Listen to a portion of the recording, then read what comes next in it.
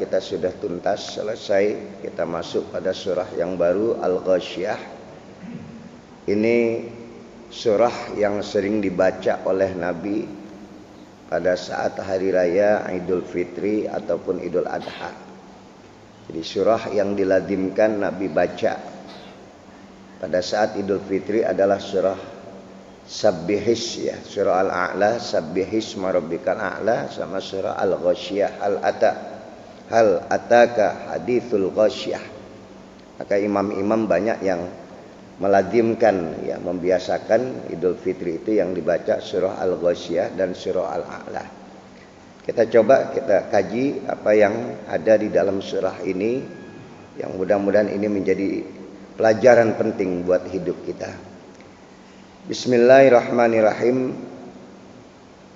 Fa inna asdaqal hadis kitabullah wa khairal hadi hadiyu Muhammadin sallallahu alaihi wasallam wa syarrul umur muhdatsatuha wa kullu muhdatsatin bid'ah wa kullu bid'atin dhalalah wa kullu dhalalatin finnar. Wa bisanadil muttasili ilal imamil muallif rahimahullahu ta'ala wa adaman naf'a bihi wa bi barakati ulumihi wa bikum fid darain qala. Bismillahirrahmanirrahim. Dengan nama Allah yang Maha Pengasih lagi Maha Penyayang. Hal ataka, apakah sudah datang kepada engkau hadithul ghasyiyah, cerita tentang keadaan tentang al-qiyamah, ya, tentang hari kiamat. Ghasyiyah itu adalah keadaan atau kondisi hari kiamat seperti apa. Sudah dapatkah kau cerita tentang itu? Ya. Ini tentunya khitabnya kepada Nabi kita Muhammad sallallahu alaihi wasallam, dan juga dari Nabi untuk kita. Cerita tentang kiamat itu sudah kita dengar atau belum? Sudah kita dapatkan atau belum? Kalau belum, Allah ceritakan seperti apa. Andai kata sudah kita dengar cerita, nah ini tambahan lagi, kondisi keadaan hari kiamat seperti apa digambarkan dengan jelas di dalam Al-Quran.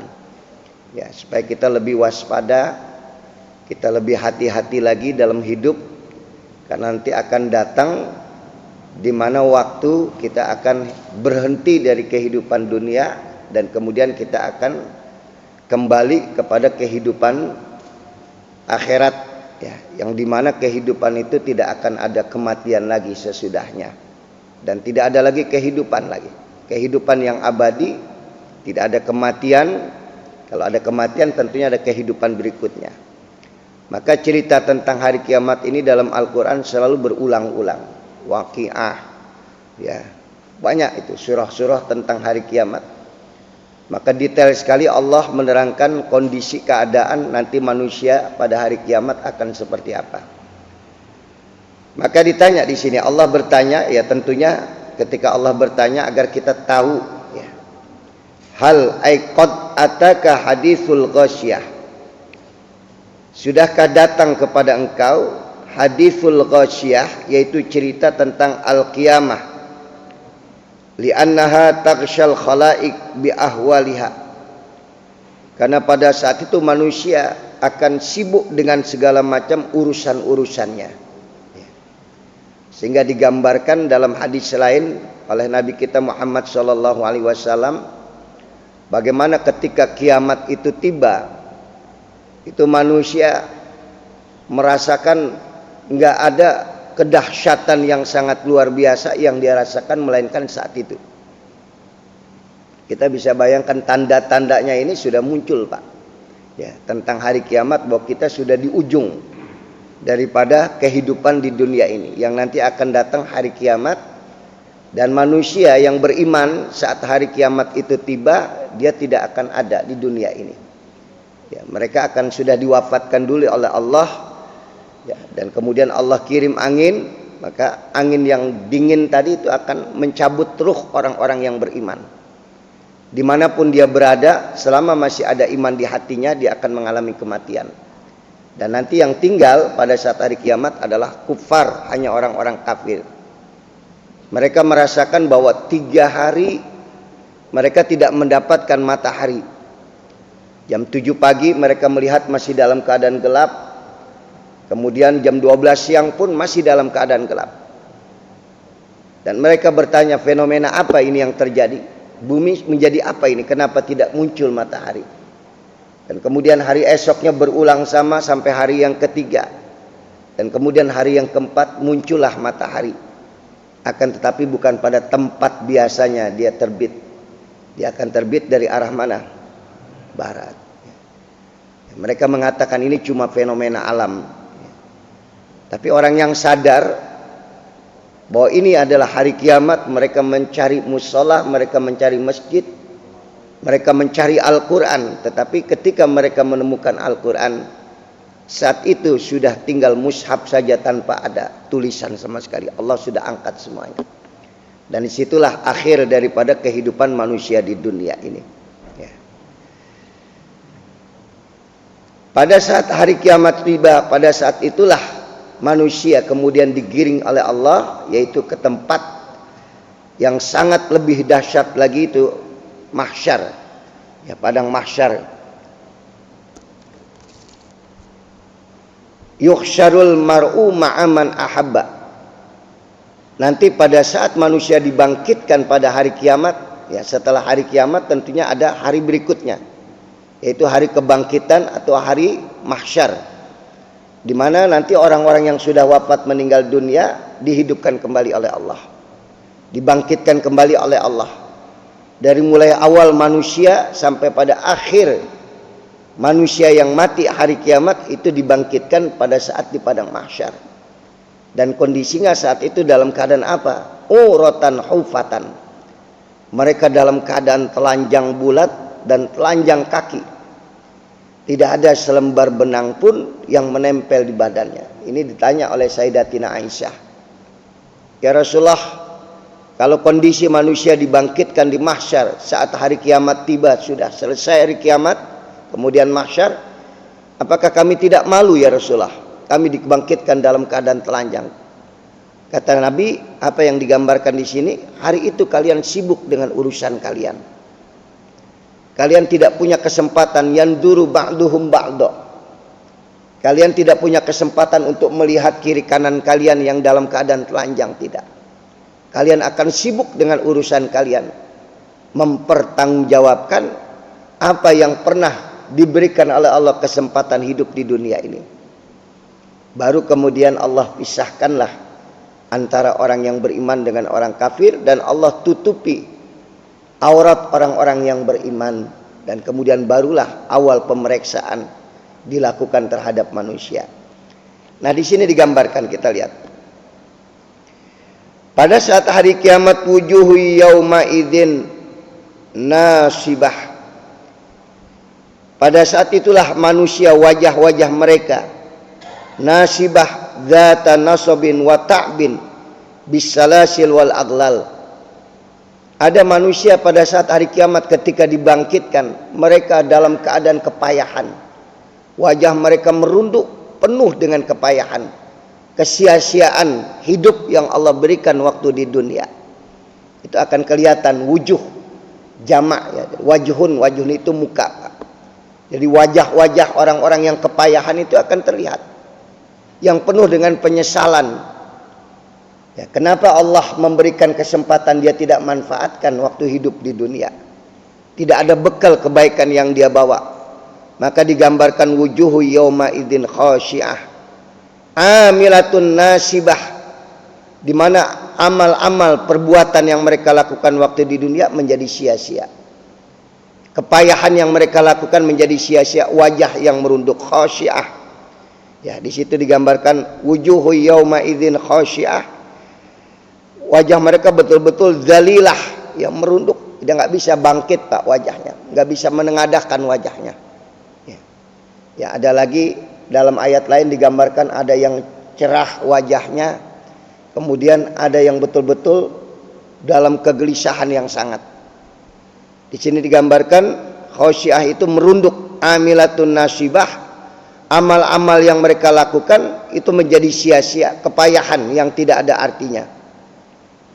Baru kemudian tasla naron hamiyah, mereka diberikan minum dengan air yang mendidih. Ya. Tasla naron hamiyah. Diberikan mereka air yang sangat mendidih, air bidommita wa fatihah naron hamiyah, yaitu air yang betul-betul naron hamiyah. Tasla naron hamiyah, dibakar di dalam api yang menyala-nyala, tusqa min ainin aniyah, dan mereka dikasih minum daripada air yang mendidih tadi. Laisa lahum ta'amun illa min dari, dan mereka akan makan dari makanan-makanan yang berduri. La yusminu wa la yughni min ju', yang tidak mengenyangkan dan juga tidak membuat mereka lapar, betul-betul dalam keadaan kesiksa yang sangat luar biasa. Ini kondisi yang pertama, Pak. Ya, jadi nanti ada dua manusia yang akan mengalami ya perbedaan dalam keadaan. Yang pertama adalah wajah-wajah yang merunduk, wajah-wajah yang tidak dapat menengadahkan kepalanya. Yang kedua adalah wajah-wajah yang betul-betul mendapatkan keceriaan. Mereka bergembira karena kesusah payahan mereka waktu hidup di dunia. Allah berikan balasan yang setimpal dengan apa yang mereka lakukan. Mereka yang pertama merunduk wajahnya dan mereka dalam keadaan kepayahan yang sangat, dan kemudian dibakar dalam api yang menyala, diberikan air yang mendidih, diberikan makanan yang berduri yang tidak mengenyangkan, la yusminu, tidak membuat mereka gemuk dan tidak buat mereka kenyang. Betul-betul dalam siksaan yang selama-lamanya dalam siksaan seperti itu. Ya. Ini kalau cuma sebentar, Pak, masih ada harapan. Ya. Tapi kalau siksaan itu selama-lamanya, bagaimana itu keadaannya? Khalidina fiha abada. Dan terus menerus mereka minum air yang mendidih, dan kemudian mereka makan makanan yang berduri, tidak membuat mereka gemuk, tidak membuat mereka kenyang, dan wajah mereka dalam kepayahan yang sangat karena perbuatan yang mereka lakukan waktu hidup di dunia. Maka pernah saya sampaikan, kelezatan dari dosa-dosa yang dilakukan di dunia tidak akan sebanding dengan azab yang nanti mereka akan rasakan di akhirat. Hasil dari uang korupsi, hasil dari dagang yang tidak jujur, hasil dari merampas hak orang lain, kenikmatannya tidak akan sebanding dengan azab yang nanti mereka akan rasakan di akhirat. Pada saat hari kiamat itulah mereka betul-betul dalam kepayahan. Mereka hanya makan makanan yang berduri, yang membuat tenggorokan mereka hancur, dan kemudian mereka minum dari air yang mendidih, pecah pembuluh darah mereka, dan kemudian betul-betul mereka dalam siksaan yang amat sangat, dibakar dalam api yang sangat panas.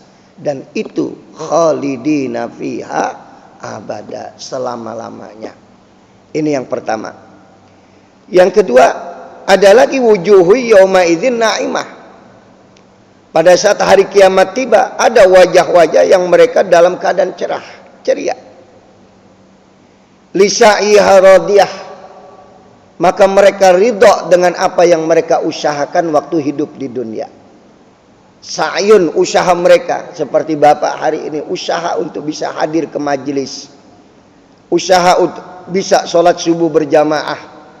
Maka dari usaha yang penuh dengan kesulitan, penuh dengan kepayahan waktu di dunia, nanti di akhirat kita akan mendapatkan keridhaan yang muncul pada diri kita sendiri. Alhamdulillah, dulu waktu di dunia saya bisa bersedekah dengan baik. Dulu waktu di dunia saya bisa melakukan ibadah dengan sempurna. Alhamdulillah, puas saya dengan apa yang saya lakukan waktu di dunia. Ini yang dimaksud lisa'iha radiyah. Dia akan ridho dengan apa yang pernah dia lakukan waktu di dunia. Adapun yang pertama tadi bukan ridho dia. Betul-betul dalam kepayahan yang menjadi kesia-siaan apa yang dia lakukan waktu di dunia.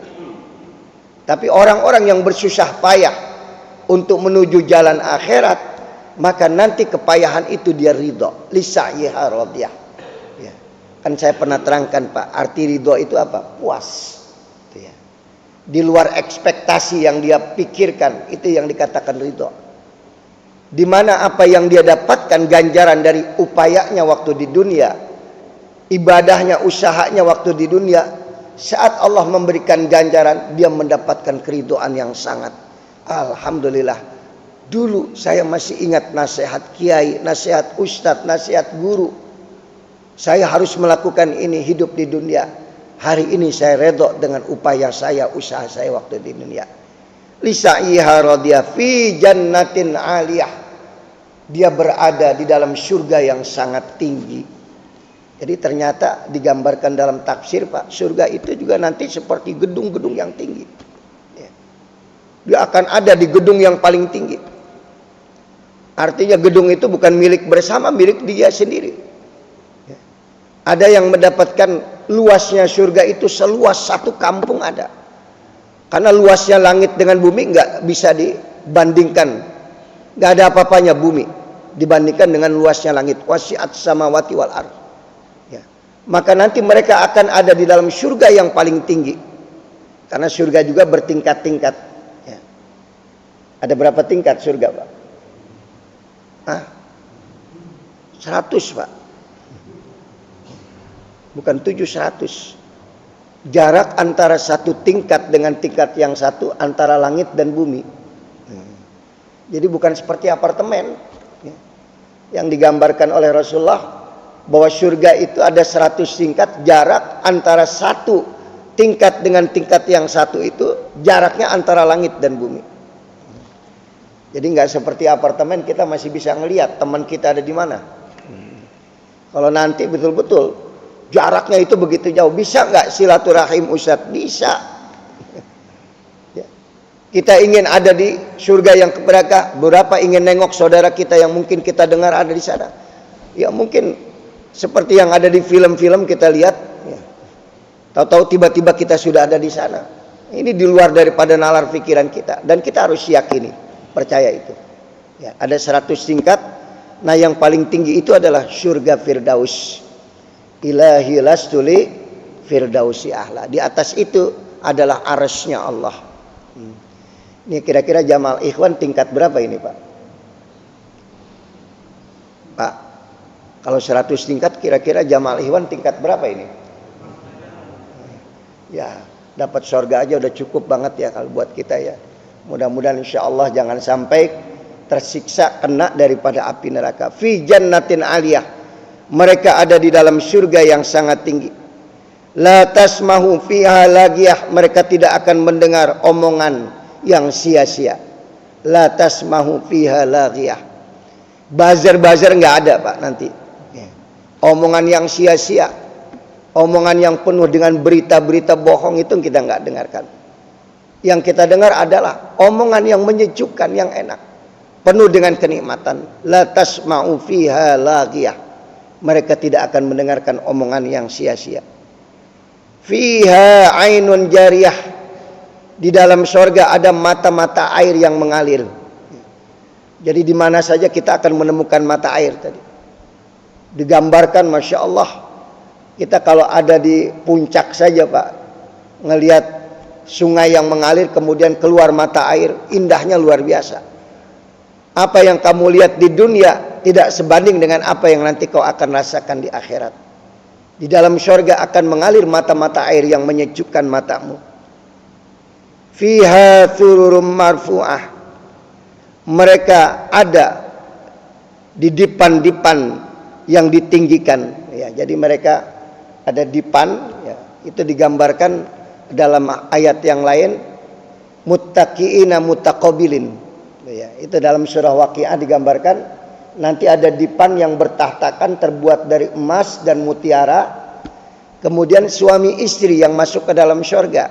Muttaqiin. Ya. Mereka sambil bersandar, mutaqabilin, sambil berpandang-pandangan. Ya. Ya, kira-kira kalau kita udah tua begini, Pak, ya, di rumah nanti sambil sandaran, pandang-pandangan dengan istri, nikmat nggak kira-kira? Kalau sekarang ini, ayo mama kita ikutin kayak di sorga. Ya, coba mama sambil berbaring, papa berbaring, kita saling pandang memandang. Paling kata bini kita udah tua ya kan. Nah gambarannya nanti di sorga, mereka muttaqiina muttaqabilin. Itu kenikmatan yang luar biasa. Karena yang kita lihat istri kita itu bukan seperti yang ada di dunia. Dan istri akan melihat suami pun tidak seperti yang ada di dunia. Umur mereka itu baina salasin wa arba'in, antara 30-40, dan itu nggak akan berubah, segitu saja. Nanti suami-suami yang masuk ke dalam surga akan ditampankan oleh Allah seperti Nabi Allah Adam alaihissalam. Nabi Yusuf ketika dia liwat, kemudian ibu-ibu memegang pisau dan menyayat tangan, nggak terasa karena melihat ketampanan Nabi Allah Yusuf. Saat Nabi Mi'raj, Nabi melihat Nabi Allah Yusuf dan Nabi melihat Nabi Allah Adam. Apa kata Nabi? Aku melihat Yusuf dan Adam saat aku Mi'raj. Ternyata aku melihat Nabi Allah Adam 70 kali tampannya daripada Nabi Allah Yusuf alaihissalam. Jadi sebetulnya manusia yang paling tampan di dunia ini siapa? Bukan Yusuf, Adam. Karena Nabi Yusuf ada bapaknya, Nabi Yakub. Anak pasti ngikutin bapak. Nabi Adam gak punya bapak. Yang menciptakan langsung Nabi Allah Adam adalah tangan Allah. Khalaqtu Adam. Kalau kita khalaqnal insan, jamak pak. Kami ciptakan manusia, artinya ada peran bapak dan ibu, baru Allah meniupkan ruh tadi. Sementara Adam yang menciptakan langsung adalah Allah. Gimana nggak sempurna? Maka ketika Nabi Mi'raj, aku melihat Yusuf dan Adam, dan aku melihat Adam 70 kali cakepnya daripada Nabi Allah Yusuf alaihissalam. Insya Allah nanti ibu-ibu mesti dengar ini. Insya Allah nanti suami ibu yang masuk ke dalam surga, Allah akan tampankan seperti Nabi Allah Adam alaihissalam. Jangan kecil hati pak, yang hari ini mungkin ya agak kurang tinggi ya, atau apa ya, nanti di surga akan disempurnakan oleh Allah. Makanya pantas muttaqiina muttaqabilin, istri kita tidak akan bosan melihat wajah kita, dan istri bapak pun akan dicantikkan lebih cantik daripada bidadari. Kenikmatan-kenikmatan surga yang sangat luar biasa. Maka digambarkan kamu akan mendapatkan dipan yang sangat tinggi, dan kemudian wa aqwabum maudu'ah, dan ada gelas-gelas yang sangat dekat dengan dirimu. Minum apa saja kamu tinggal ambil. Wa namarikum masfufah, dan bantal-bantal wa dzarabiu mabsusah, dan juga permadani yang terhampar. Itulah kenikmatan dalam surga yang kau akan rasakan, di mana wajah yang begitu ceria, kenikmatan, duduk di dipan yang terbalut dari emas dan mutiara, permata. Kemudian ada minum-minuman yang tinggal kau minum, ada air yang mengalir, mata air yang mengalir, kemudian hambal yang dihamparkan oleh Allah. Dua gambaran yang Allah berikan. Satu, gambaran tentang orang yang berada di dalam api neraka, siksaan, dan orang yang berada di dalam surga. Tinggal pilih. Maka kenapa tiba-tiba ayat ini muncul? Afala yanduruna ilal ibili kaifa khuliqat. Ini saya coba pak kaji. Ketika Allah bercerita tentang hari kiamat, tentang surga dan neraka, tiba-tiba Allah menekankan atau Allah mencantumkan, tidakkah kau lihat afala yanduruna ilal ibili kaifa khuliqat. Coba kau lihat bagaimana itu onta aku ciptakan. Kemudian apa lagi? Wa ilas samai kaifa rufi'at. Dan tidakkah kau lihat bagaimana langit itu aku tinggikan. Wa ilal jibali kaifa nusibat. Dan tidakkah kau lihat bagaimana gunung itu aku tancapkan. Wa ilal ardi kaifa sutihat. Dan bagaimana bumi ini aku hamparkan. Coba Pak kita pikirkan Pak di sini. Ini ayat surah Al-Ghasyiyah. Pertama Allah bercerita tentang hari kiamat. Bagaimana dahsyatnya hari kiamat. Dibarengi dengan keadaan orang pada saat itu ada dua kelompok. Ada yang masuk surga, ada yang masuk neraka. Yang masuk neraka seperti apa yang mereka rasakan? Yang masuk surga seperti apa yang mereka rasakan. Kemudian tiba-tiba Allah katakan, lihat, orang-orang yang masih punya kesempatan hidup di dunia, betapa berkuasanya aku. Akulah yang menciptakan itu semuanya. Bagaimana surga aku ciptakan dengan penuh kenikmatan. Bagaimana neraka aku ciptakan yang penuh dengan kepedihan. Dan sekarang ketika kau masih dalam keadaan hidup di dunia ini, lihat kekuasaan aku. Yang paling dekat dengan hidup kamu apa? Onta. Coba kau lihat. Karena ayat ini turun pada saat itu Nabi ya berada ya di bangsa Arab tadi, Pak. Ya, di tanah Arab. Dan binatang yang paling dekat dengan hidup mereka saat itu adalah apa? Onta. Dan binatang yang paling ajaib itu adalah onta. Aku dekatkan nih binatang yang tidak pernah kau pikirkan, yang sangat dekat dengan kehidupanmu. Sebagaimana dekatnya surga dan neraka itu dalam kehidupanmu juga. Lihat itu, onta aku ciptakan. Ya, pernah saya ceritakan di sini, Pak, kelebihan onta. Kenapa sampai Allah katakan, afala yanduruna ilal ibil? Tidakkah kau lihat bagaimana onta itu aku ciptakan? Binatang yang paling ajaib adalah onta. Dia punya kantung air. Dia menjadi binatang padang pasir. Dia kuat menanggung beban yang sangat berat. Makanya ada bahasa kafilah. Itu kalau ada rombongan pedagang-pedagang, yang mereka memakai onta sebagai kendaraan, dan di punduk onta itu ada bawaan yang berat-berat dagangan mereka, disebut dengan kafilah. Ya. Maka ana wa kafilul yatim. Aku bersama orang yang menanggung kehidupan anak yatim. Onta itu menanggung beban yang berat.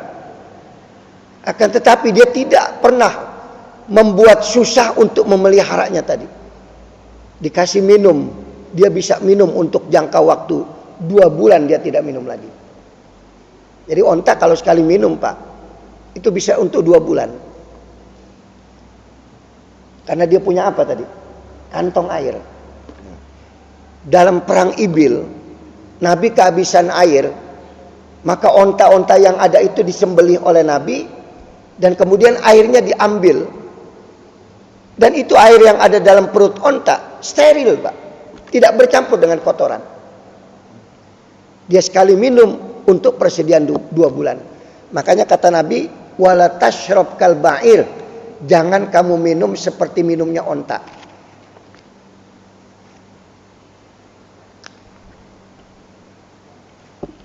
Onta kalau minum tuh nggak napas, Pak. Jadi kalau dia minum terus, maka kita dianjurkan sama Nabi, jangan kamu minum seperti onta. Karena onta minum itu untuk 2 bulan, kalau kamu tidak. Maka dianjurkan kalau kita minum, saya contohin, Pak, ya. Bismillahirrahmanirrahim.